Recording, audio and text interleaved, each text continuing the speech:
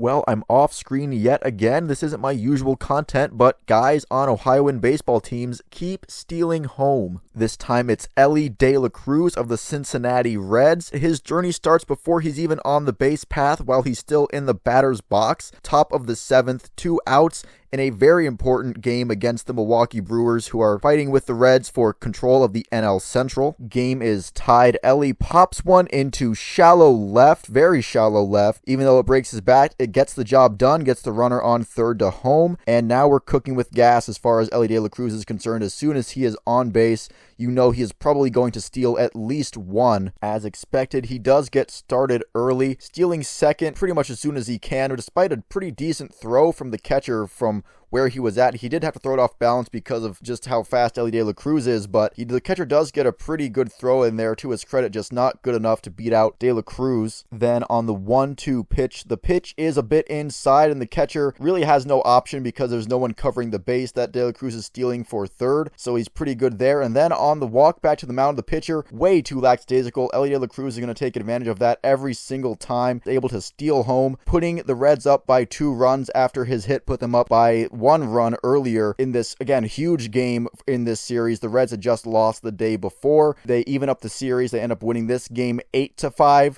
So this was a huge game for the Reds, and this was a huge moment for the Reds in that game. Again, this isn't my usual content, but I do want to highlight when special plays happen, and anytime home base is stolen, it usually is the result of something special, especially when it doesn't come from a wild pitch or something. This was just really smart and aggressive base running from De La Cruz, something that we've come to expect from him at this point. He's been amazing. The Reds are on an amazing tear right now, and while you can't attribute the success of a baseball team to one player, his coming to the Reds has definitely been a turning point for their season. Thank you all for watching this video. If you made it this far into it, I'll see you at the next one.